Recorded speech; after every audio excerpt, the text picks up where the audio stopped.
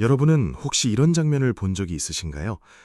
사랑하는 가족이 세상을 떠난 뒤 남은 사람들은 슬픔을 제대로 울 겨를도 없이 묻습니다.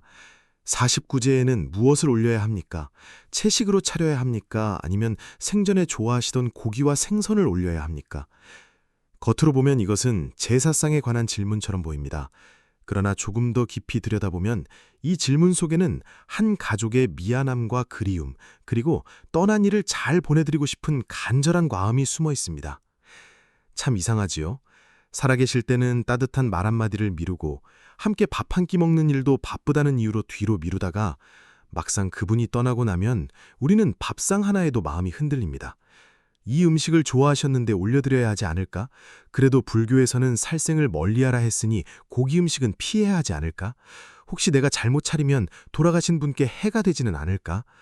이런 생각들이 꼬리에 꼬리를 물며 마음을 무겁게 만듭니다. 오늘 우리가 함께 살펴볼 주제는 바로 이것입니다. 사람이 세상을 떠난 뒤 40일 동안, 특히 49제를 지낼 때 음식을 채식으로 올리는 것이 좋은가, 아니면 고인께서 생전에 좋아하시던 음식을 올리는 것이 좋은가. 하지만 이 이야기를 단순히 무엇을 차려라, 무엇은 차리지 말라는 규칙으로만 들으시면 안 됩니다. 불교의 지혜는 겉모양보다 마음의 방향을 더 깊이 봅니다. 상 위에 놓인 음식보다 더 중요한 것은 그 음식을 올리는 사람의 마음이 두려움인지 집착인지 참회인지 감사인지 자비인지 하는 것입니다. 불교에서 49일이라는 시간은 많은 이들에게 특별하게 여겨져 왔습니다. 전통적으로는 사람이 죽은 뒤 다음 생으로 나아가는 과정에서 남은 가족들이 공덕을 닦고 좋은 마음을 일으키며 고인을 위해 기도하는 기간으로 이해해왔습니다. 그러나 이것을 무서운 운명처럼 받아들일 필요는 없습니다. 오히려 49일은 남은 사람들이 슬픔 속에서 자신의 마음을 정리하고 떠난 이를 원망과 후회가 아니라 감사와 자비로 기억하는 시간이라고 볼 수 있습니다. 그렇다면 음식은 어떻게 해야 할까요?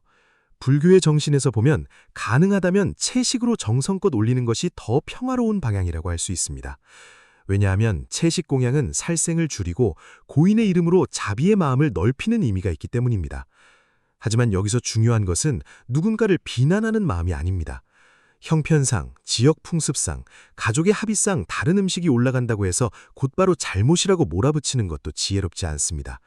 불교는 두려움을 키우기 위해 있는 가르침이 아니라 마음을 맑히기 위한 길입니다. 오늘은 이 주제를 3가지 이야기로 함께 풀어보려 합니다. 첫 번째 이야기는 불교 전통에서 자주 언급되는 목련존자와 어머니의 이야기입니다. 이 이야기는 부모를 향한 사랑이 얼마나 깊을 수 있는지, 그리고 참된 공양이 단순히 음식을 올리는 데서 끝나지 않는다는 것을 보여줍니다. 두 번째 이야기는 현대를 사는 한 가족의 이야기입니다. 49제를 앞두고 채식과 고기 음식 때문에 다투던 형제들이 사실은 서로 다른 방식으로 같은 슬픔을 붙잡고 있었다는 이야기입니다. 세 번째 이야기는 조금 더 깊은 불교적 성찰로 들어가 공양의 본뜻이 무엇인지, 그리고 떠난 이를 위한다는 것이 결국 남은 우리의 마음을 어떻게 바꾸는 일인지 살펴보게 될 것입니다. 그러니 오늘 이 법문을 들으시며 너무 조급하게 답을 찾으려 하지 마십시오. 채식이냐 고기냐라는 질문 너머에 있는 더 깊은 질문을 함께 바라보았으면 합니다. 나는 지금 두려움 때문에 제사를 지내고 있는가, 아니면 감사 때문에 공양을 올리고 있는가? 나는 떠난 사람을 아직 붙잡고 있는가, 아니면 좋은 마음으로 보내드리는 법을 배우고 있는가? 그리고 내가 오늘 차리는 이 작은 상이 정말로 자비와 평화를 향하고 있는가? 그 질문을 품고 이제 첫 번째 이야기로 천천히 들어가 보겠습니다. 불교 전통에서 부모를 향한 효심을 이야기할 때 자주 언급되는 이야기가 있습니다. 바로 목련존자와 어머니의 이야기입니다. 이 이야기는 시대와 지역에 따라 조금씩 다르게 전해지지만 그 중심에 흐르는 뜻은 매우 분명합니다. 사랑하는 가족을 위한다는 것이 단지 음식을 많이 차리는 일이 아니라 그 이름으로 선한 마음을 일으키고 고통받는 마음을 자비로 돌리는 일이라는 것입니다. 목련존자는 부처님의 제자 가운데 신통력이 뛰어난 분으로 알려져 있습니다. 전통적인 이야기 속에서 목련존자는 어느 날 돌아가신 어머니의 처지를 살펴보게 됩니다. 그런데 어머니가 편안한 곳에 계신 것이 아니라 괴로움 속에 있는 모습을 보게 되었다고 전해집니다. 그 순간 목련존자의 마음은 얼마나 무너졌겠습니까? 아무리 수행이 깊은 사람이라도 어머니가 괴로워하는 모습을 보면 가슴이 찢어지는 법입니다. 그는 어머니를 돕고 싶었습니다. 어머니께 음식을 드리고 싶었고 그 고통에서 벗어나게 해드리고 싶었습니다. 그러나 이야기 속에서 목련존자가 올린 음식은 어머니께 온전히 닿지 못합니다. 손에 들어가기도 전에 사라지거나 불꽃처럼 변해 먹을 수 없었다고 전해집니다. 이것을 신비한 이야기로만 받아들일 필요는 없습니다. 우리가 이 장면에서 배울 수 있는 것은 사랑이 아무리 깊어도 한 사람의 마음과 삶의 결과를 다른 사람이 완전히 대신 짊어질 수는 없다는 사실입니다. 자식이 부모를 사랑한다고 해서 부모의 모든 고통을 대신 살아줄 수는 없습니다. 부모가 자식을 사랑한다고 해서 자식의 모든 길을 대신 걸어줄 수도 없습니다. 목련존자는 부처님께 도움을 구했다고 합니다. 그리고 그 가르침 속에서 중요한 방향이 열립니다. 혼자만의 애끓는 마음으로 붙잡으려 하지 말고 청정한 마음으로 공덕을 짓고 수행자들에게 공양하며 그 선한 마음을 어머니께 회양하라는 것입니다. 여기서 공양은 단순히 상위에 무엇을 올리느냐의 문제가 아닙니다. 그것은 욕심과 집착을 조금 내려놓고 고인의 이름으로 다른 생명을 해치지 않는 마음, 어려운 이와 나누는 마음, 미워했던 마음을 풀어내는 마음을 일으키는 일입니다. 이 이야기를 49제의 음식 문제에 비춰보면 왜 많은 불교 전통에서 채식 공양을 권하는지 조금 이해가 됩니다. 돌아가신 분께서 생전에 고기를 좋아하셨다는 이유로 꼭 그 음식을 올려야만 정성이 되는 것은 아닙니다. 진짜 정성은 살아계실 때 좋아하시던 것을 그대로 바쳐야 마음이 닿는다는 생각보다 이제 그분의 이름으로 더 평화로운 마음을 만들겠습니다. 라는 다짐에 더 가까울 수 있습니다. 하지만 여기서 조심해야 할 것이 있습니다. 채식으로 차리는 사람이 더 훌륭하고 그렇지 못한 사람은 잘못했다는 식으로 말하면 안 됩니다. 그런 마음은 이미 자비에서 멀어진 마음입니다. 어떤 집안은 오래된 풍습이 있고 어떤 가족은 아직 불교의 의미를 깊이 알지 못할 수도 있습니다. 또 어떤 사람은 어머니가 생전에 좋아하시던 음식을 보며 마지막으로 마음을 전하고 싶어 할 수도 있습니다. 그 마음까지 함부로 꾸짖어서는 안 됩니다. 다만 불교의 정신을 묻는다면 가능한 한 채식으로 간소하고 정갈하게 차리고 그 대신 염불과 기도, 보시와 선행, 가족 간의 화해를 더 깊이 담는 것이 좋다고 말씀드릴 수 있습니다. 여러분, 떠난 분은 우리가 차린 음식의 양보다 남은 사람들이 어떤 마음으로 살아가는지를 더 바랄지도 모릅니다. 어머니를 위해 산더미 같은 음식을 차려놓고 형제끼리 다투는 것보다 작은 나물 한 접시를 올리더라도 서로의 손을 잡고 이제 미워하지 말자고 말하는 것이 더 큰 공양일 수 있습니다. 아버지를 위해 비싼 음식을 준비하면서 마음속으로 원망을 키우는 것보다 조용히 절을 하며 고생 많으셨습니다. 이제 편히 가십시오. 라고 말하는 것이 더 따뜻한 회양일 수 있습니다. 목련존자의 이야기는 우리에게 이렇게 묻습니다. 당신은 지금 고인을 붙잡고 있는가? 아니면 고인의 이름으로 마음을 밝히고 있는가? 이 질문 앞에서 49제의 음식도 조금 달라 보입니다. 채식은 단순한 식단이 아니라 남은 사람이 자비를 선택하는 하나의 방식이고, 공양은 죽은 이를 달래기 위한 형식이 아니라 산 사람이 슬픔을 선한 마음으로 바꾸는 길입니다. 하지만 우리의 현실은 언제나 이렇게 조용하고 정갈하지만은 않습니다. 막상 49제를 준비하는 집안에서는 음식 하나 때문에 형제의 오래된 상처가 드러나고 효도라는 이름 아래 미안함과 원망이 뒤섞이기도 합니다. 다음 이야기에서는 그런 한 가족의 모습을 함께 바라보겠습니다. 그들은 채식이냐 고기냐를 두고 다투고 있었지만 사실 그 다툼 아래엔 아무도 말하지 못한 슬픔이 숨어 있었습니다. 서울 외곽의 한 아파트에 세 남매가 모였습니다. 어머니가 돌아가신 지 45째 되는 날이었습니다. 49제를 며칠 앞두고 큰딸은 식탁 위에 장보기 목록을 펼쳐놓았습니다. 두부, 버섯, 시금치, 무, 콩나물, 과일, 떡, 향, 초. 목록은 조용하고 단정했습니다. 그런데 막내 아들이 그 종이를 보자마자 얼굴을 찌푸렸습니다. 누나는 엄마를 몰라도 너무 몰라. 엄마가 생전에 제일 좋아하던 게 갈비찜이었잖아. 마지막 제인데 그것도 안 올리겠다는 거야? 큰딸은 한참을 말이 없었습니다. 그러다 낮은 목소리로 대답했습니다. 절에서 스님이 가능하면 채식으로 정갈하게 하라고 하셨어. 엄마 이름으로 살생을 줄이고 좋은 마음을 내는 게 더 맞다고. 그 말이 끝나자 둘째가 한숨을 쉬었습니다. 그는 평소 집안일에 크게 나서지 않던 사람이었지만 그날만큼은 이상하게 예민했습니다. 그런 건 절에서나 하는 말이지. 엄마는 평생 우리 먹이느라 고생하셨는데 돌아가신 뒤에 좋아하던 음식 하나 못 올려드리면 너무 야박하지 않아? 그 순간 식탁 위에는 음식 이야기가 놓여 있었지만 사실 세 사람의 마음속에는 음식이 아닌 다른 것들이 올라오고 있었습니다. 큰딸이 돼 채식 공양은 어머니를 위해 뭔가 올바르게 해드리고 싶은 마지막 책임이었습니다. 그녀는 병원에서 어머니를 간병하느라 몇 달을 버텼고 밤마다 어머니의 마른 손을 붙잡고 잠들었습니다. 어머니가 숨을 거둔 뒤에도 그녀는 울 시간이 없었습니다. 장례 절차, 서류, 집 정리, 유품 정리까지 모두 그녀의 몫이었습니다. 그래서 그녀는 49제만큼은 조용하고 맑게 치르고 싶었습니다. 그렇게 해야 자기 마음도 조금은 용서받을 것 같았습니다. 막내 아들에게 갈비찜은 단순한 음식이 아니었습니다. 그는 어머니가 돌아가시기 전 마지막 생신에 찾아가지 못했습니다.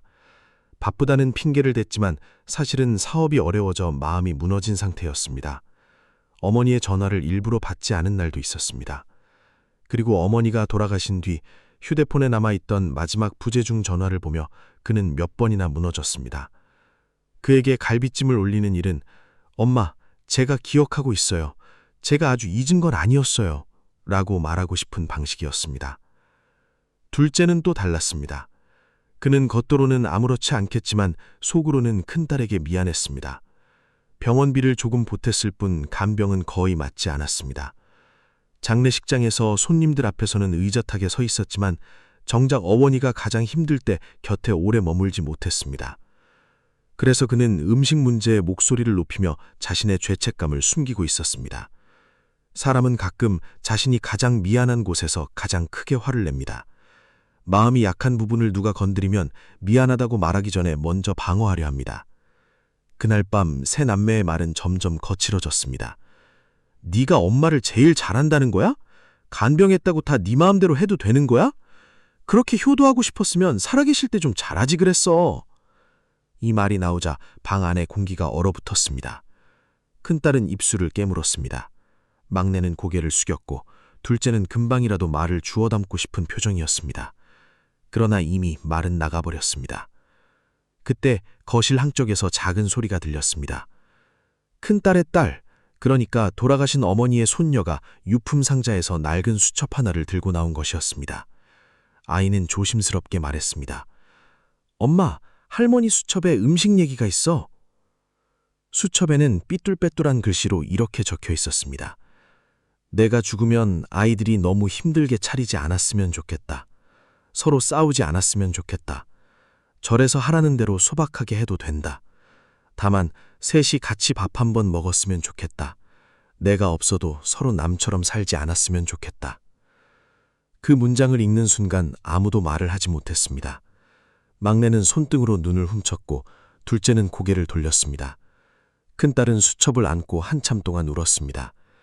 그제야 세 사람은 알았습니다. 자신들이 어머니를 위한다고 말하면서 사실은 각자의 후회와 죄책감과 그리움을 음식 위에 얹어 싸우고 있었다는 것을요. 여러분, 이런 일이 우리 주변에도 많습니다. 49제를 준비하면서 누군가는 형식을 지켜야 한다고 하고 누군가는 고인의 취향을 따라야 한다고 합니다. 누군가는 절차를 틀리면 안 된다고 불안해하고 누군가는 마음이 중요하지 그런 게 뭐가 중요하냐고 말합니다. 그런데 그 밑을 가만히 들여다보면 사람들은 대개 음식 때문에 싸우는 것이 아닙니다. 슬픔을 표현하는 방식이 서로 달라서 싸우는 것입니다. 어떤 사람은 바른 절차로 마음을 붙잡고 어떤 사람은 추억의 음식으로 그리움을 붙잡고 어떤 사람은 큰 소리로 자신의 미안함을 숨깁니다. 불교적으로 보자면 이 가족에게 필요한 것은 누가 맞고 누가 틀렸는지를 가르는 일이 아니었습니다. 필요한 것은 각자의 마음을 알아차리는 일이었습니다. 큰들은 내가 다 책임져야 한다는 무거운 마음을 조금 내려놓아야 했고 막내는 좋아하시던 음식을 올려야만 내 사랑이 증명된다는 생각을 살펴봐야 했습니다. 둘째는 화를 내기 전에 자기 안에 있는 미안함을 정직하게 보아야 했습니다. 결국 세 남매는 49제를 채식으로 간소하게 준비하기로 했습니다. 대신 제를 마친 뒤 어머니가 쓰던 작은 밥상에 둘러앉아 함께 식사를 했습니다. 갈비찜은 올리지 않았지만 어머니가 자주 끓여주던 된장국을 끓였습니다. 그리고 막내가 조용히 말했습니다.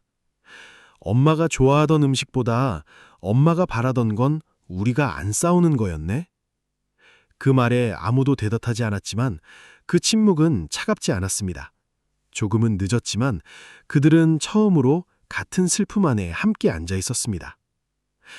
여러분, 49제에 채식을 올리는 것은 고인을 서운하게 만드는 일이 아닙니다. 오히려 고인의 이름으로 자비를 선택하는 일일 수 있습니다. 그러나 그 선택이 가족을 향한 비난이 되어서는 안 됩니다.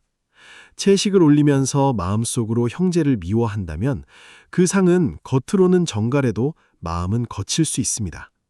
반대로 풍습 때문에 여러 음식이 올라갔다 하더라도 그 마음이 감사와 참회와 화해로 향한다면 그 안에도 배울 점은 있습니다. 다만 불교의 길을 묻는다면 우리는 조금 더 생명을 덜 해치는 방향, 조금 더 마음을 맑히는 방향, 조금 더 남은 사람들을 화해시키는 방향을 선택해 볼 수 있습니다. 그리고 여기서 우리는 더 깊은 질문으로 나아가야 합니다. 공양이란 무엇일까요? 정말로 떠난 분을 위한다는 것은 어떤 뜻일까요? 다음 이야기에서는 불교의 더 깊은 가르침을 통해 우리가 상위에 올리는 음식보다 더 중요한 것이 무엇인지 함께 바라보겠습니다. 불교에는 공양이라는 말이 있습니다. 우리는 흔히 공양을 음식으로만 생각합니다. 절에 밥을 올리는 것, 향을 피우는 것, 과일을 놓는 것, 제를 지내는 것. 물론 그것도 공양의 한 모습입니다. 그러나 불교에서 공양의 뜻을 조금 더 깊이 바라보면 그것은 단순히 무엇을 바치는 행위가 아닙니다. 공양은 내 마음을 맑은 방향으로 돌려놓는 일입니다. 내가 가진 것을 통해 탐욕을 줄이고 두려움을 내려놓고 자비를 일으키는 수행입니다. 전해지는 선가의 이야기 가운데 이런 이야기가 있습니다. 어느 마을에 한 노인이 살았습니다. 그는 아내를 먼저 떠나보내고 오랫동안 혼자 지냈습니다. 아내가 세상을 떠난 뒤에도 노인은 매일 아침 작은 상을 차렸습니다. 아내가 좋아하던 밥, 국, 반찬을 정성껏 놓고 그 앞에 앉아 한참을 말없이 바라보았습니다. 처음에는 마을 사람들이 그 모습을 보고 참 정성이 깊다고 했습니다. 그런데 시간이 지나도 노인은 밥상을 치우지 못했습니다. 1년이 지나고 3년이 지나고 10년이 가까워져도 그는 매일 같은 시간에 같은 음식을 놓고 같은 자리에서 울었습니다. 어느 날 지나가던 한 수행자가 노인의 집에 머물게 되었습니다. 수행자는 노인의 정성을 함부로 꾸짖지 않았습니다. 다만 며칠 동안 조용히 지켜보았습니다. 노인은 매일 아내에게 말을 걸었습니다. 당신이 좋아하던 국이요. 오늘은 간이 조금 싱겁지요. 그때 내가 당신에게 화낸 것이 아직도 미안하오. 당신이 없으니 이 집이 너무 넓소.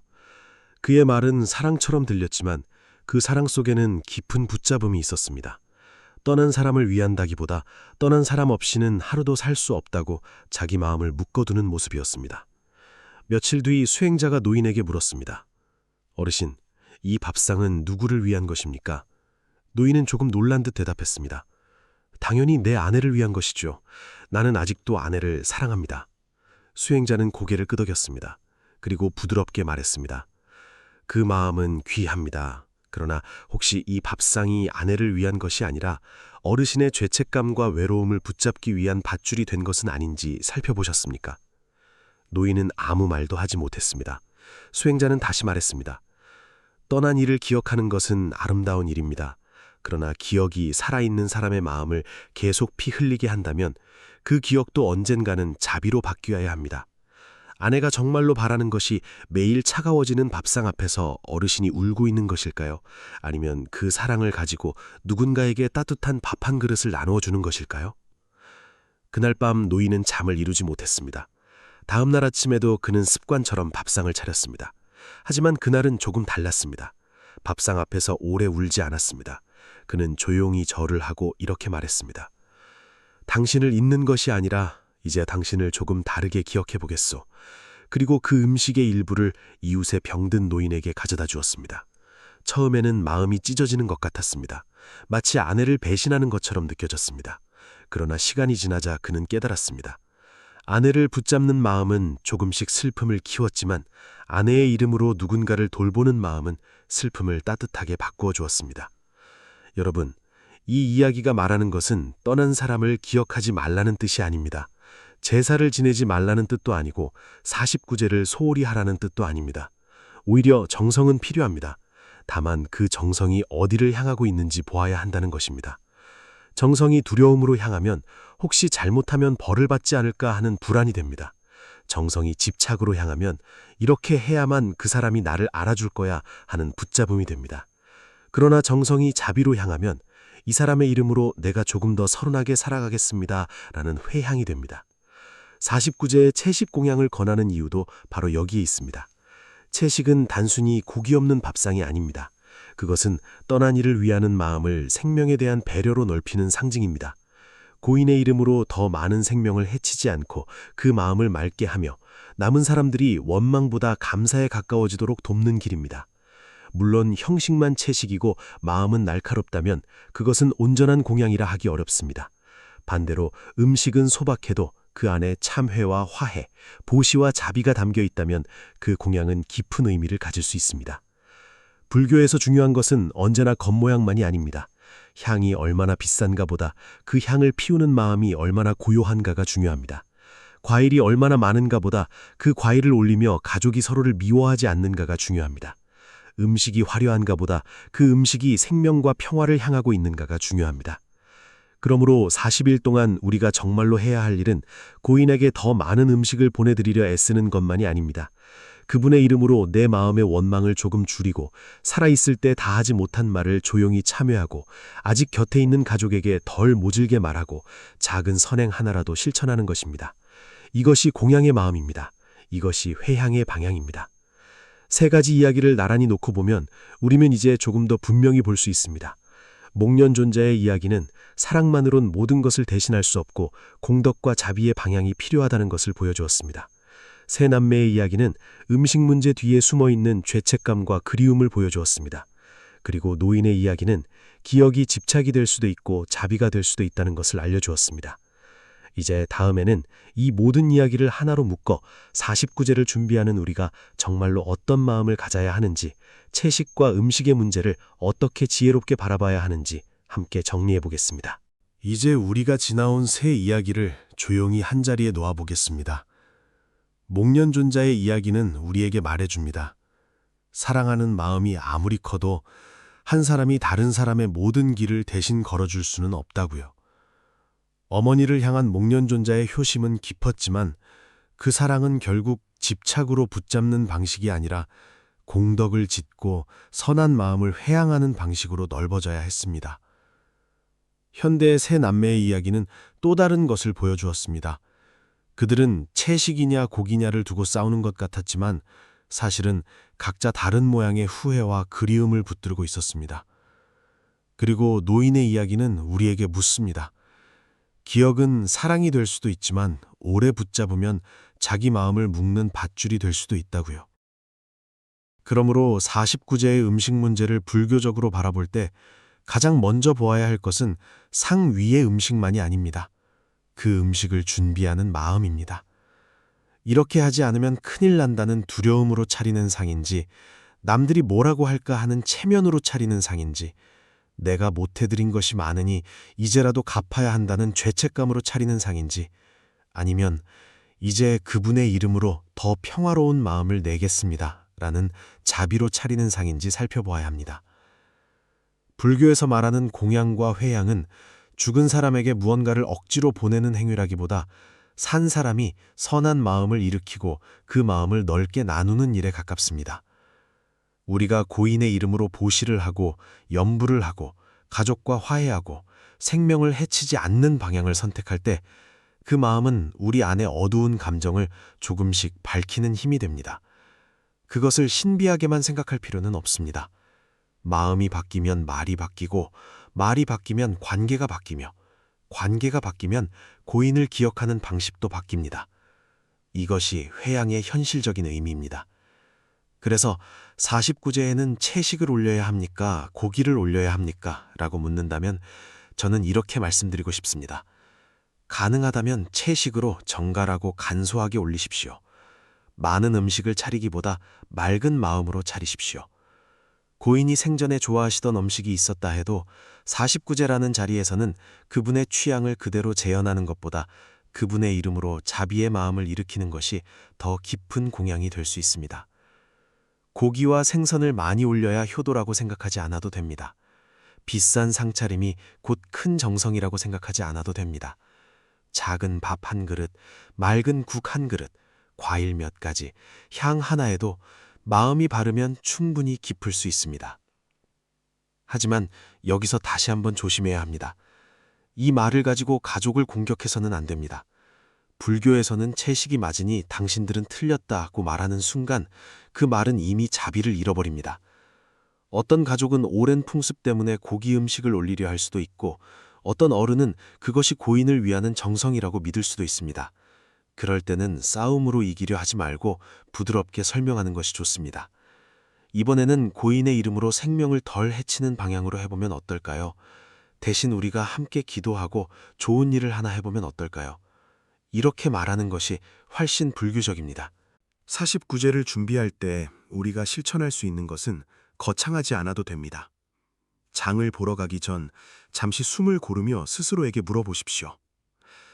나는 지금 누구를 위해 이 상을 차리고 있는가? 떠난 분을 평안히 보내드리기 위해서인가? 아니면 내 불안을 달래기 위해서인가? 이 질문 하나만으로도 마음은 조금 달라집니다. 음식을 만들 때도 마찬가지입니다. 칼질을 하며 원망을 되새기기보다 고생 많으셨습니다. 미안했습니다. 고맙습니다. 라는 말을 마음속으로 천천히 해보십시오. 그것이 연불처럼 마음을 다듬어 줍니다. 가족과 의견이 다를 때도 한번 멈추어 보십시오. 왜 그것을 올리려고 해? 라고 따지기보다 그 음식에 어떤 마음이 담겨 있어? 라고 물어보십시오. 그러면 다툼은 조금 줄어듭니다. 막내가 고인이 좋아하던 음식을 올리고 싶다고 할 때 그 마음속에는 그리움이 있을 수 있습니다. 큰딸이 채식으로 하자고 할 때 그 마음속에는 불교적으로 바르게 보내드리고 싶은 간절함이 있을 수 있습니다. 서로의 방식 밑에 있는 마음을 보면 이겨야 할 상대가 아니라 함께 슬퍼하는 가족이 보입니다. 또 하나 중요한 실천은 보시입니다. 49제 때 음식을 많이 차리는 대신 고인의 이름으로 어려운 이웃을 돕거나 절이나 복지기관에 작게라도 나누거나 주변의 외로운 사람에게 따뜻한 밥 한 끼를 대접해 보십시오. 이것은 고인을 잊는 일이 아닙니다. 오히려 고인의 기억을 살아있는 자비로 바꾸는 일입니다. 당신이 남긴 사랑을 제가 이렇게 이어가겠습니다. 그 마음이야말로 아름다운 회양입니다. 그리고 무엇보다 49일 동안 자신의 마음을 너무 몰아세우지 마십시오. 사랑하는 사람을 잃은 마음은 쉽게 정리되지 않습니다. 어떤 날은 담담하다가도 어떤 날은 밤냄새 하나에 무너집니다. 어떤 사람은 죄를 지내며 조금 놓아주고 어떤 사람은 몇 해가 지나서야 눈물이 잦아듭니다. 그것도 모두 사람의 길입니다. 불교는 슬픔을 없애라고만 말하지 않습니다. 슬픔을 붙잡아 원망으로 만들지 말고 천천히 자비와 감사로 돌려보라고 말합니다. 그러니 49제의 채식 공양은 하나의 강요가 아니라 방향입니다. 두려움에서 자비로, 집착에서 회양으로, 후회에서 선행으로 걸어가는 방향입니다. 우리가 그 방향을 향해 한 걸음만 내디뎌도 그 상은 이미 단순한 제사상이 아닙니다. 남은 사람들이 서로를 덜 미워하고 떠난 이를 더 맑게 기억하며 생명을 향한 배려를 배우는 작은 수행의 자리가 됩니다. 그렇게 실천하다 보면 알게 됩니다. 부엉보, 내려놓음은 사랑을 버리는 일이 아닙니다. 오히려 사랑이 더 맑아지는 일입니다. 떠난 이를 잊는 것이 아니라 더 이상 죄책감과 두려움으로 붙잡지 않는 것입니다. 그리고 그때 비로소 우리는 고인에게 이렇게 말할 수 있습니다. 이제 당신을 슬픔으로만 기억하지 않겠습니다. 당신의 이름으로 조금 더 선하게 살아가겠습니다. 오늘 우리는 한 가지 질문에서 출발했습니다. 사랑하는 사람이 세상을 떠난 뒤 49일, 특히 49제를 지낼 때 채식으로 공양을 올려야 하는가, 아니면 고인이 생전에 좋아하던 고기와 생선을 올려야 하는가. 처음에는 이것이 음식에 관한 질문처럼 보였습니다. 그러나 이야기를 따라오다 보니 사실 이 질문은 음식보다 훨씬 깊은 곳에 닿아 있었습니다.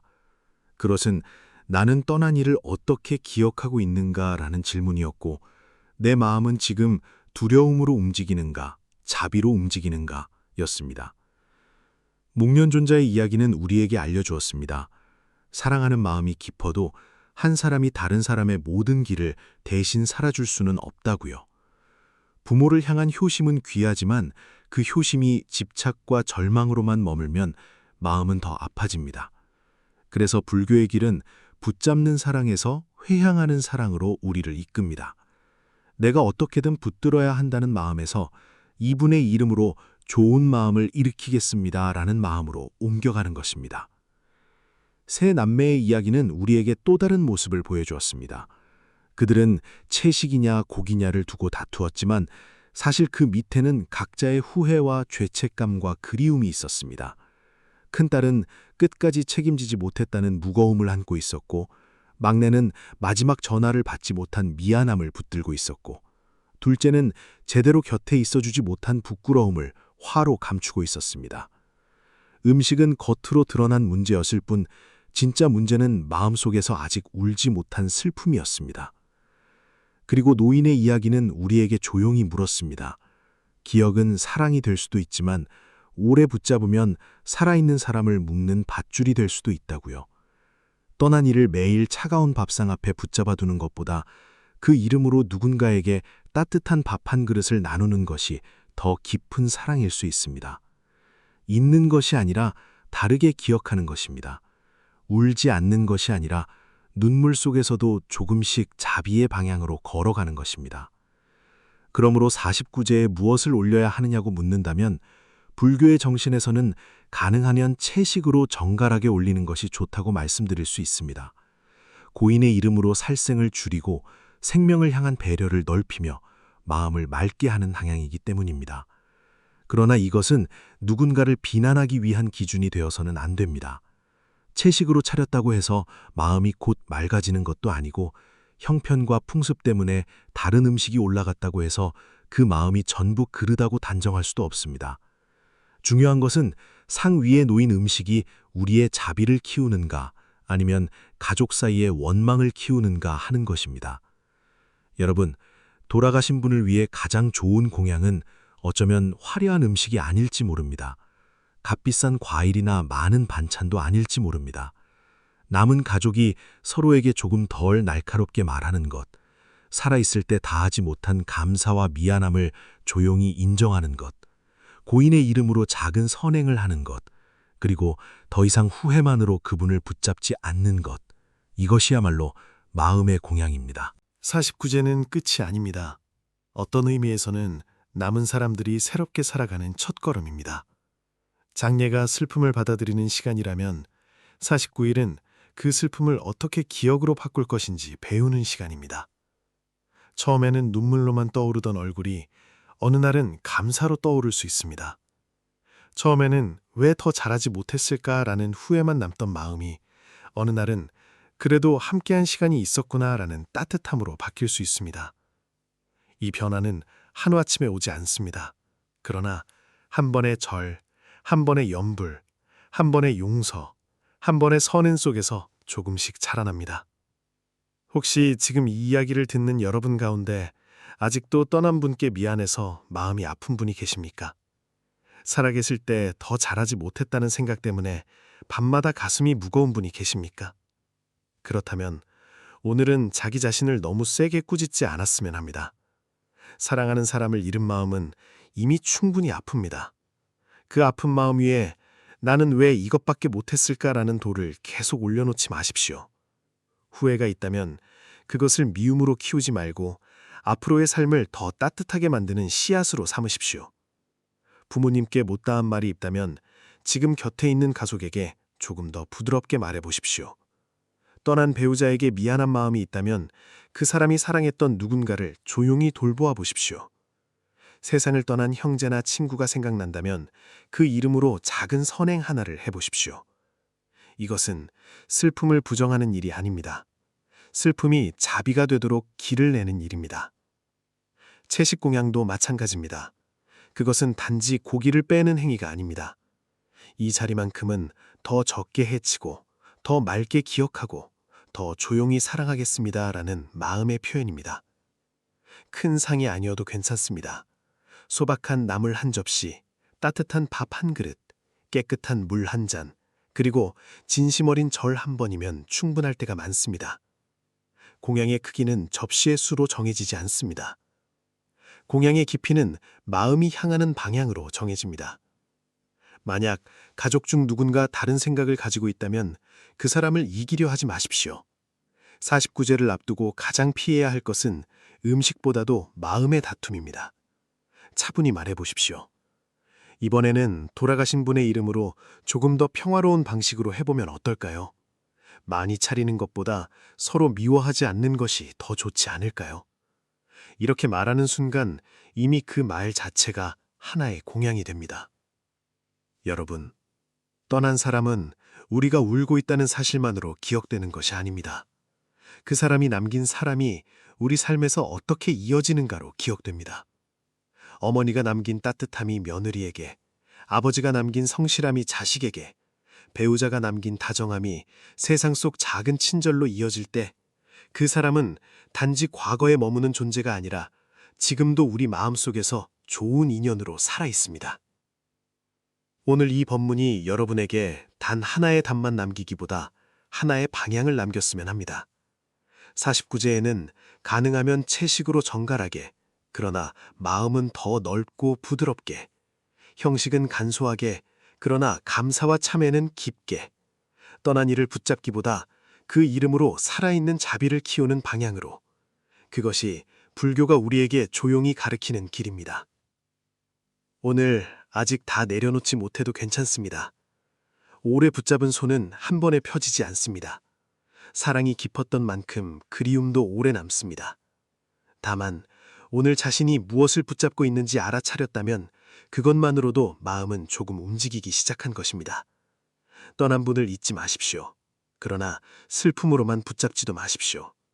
그분을 위해 울었던 마음으로 이제는 누군가를 덜 아프게 하는 삶을 살아보십시오. 만약 오늘의 이야기가 여러분의 마음을 조금이라도 가라앉혀 주었다면 댓글에 조용히 남겨주셔도 좋습니다. 지금 여러분의 마음속에서 내려놓고 싶은 후회는 무엇인지, 또는 떠난 분께 전하고 싶은 한마디는 무엇인지 나누어 주십시오. 이 이야기가 필요한 누군가가 떠오른다면 그분에게 보내주셔도 좋습니다. 그리고 앞으로도 삶과 이별, 가족, 그리고 마음의 평안을 함께 나누고 싶으시다면 좋아요와 구독, 알림 설정으로 이 작은 법문길에 함께 해주십시오. 여러분의 마음이 어디에 있든 오늘보다 조금 더 부드럽고 평안해지기를 바랍니다.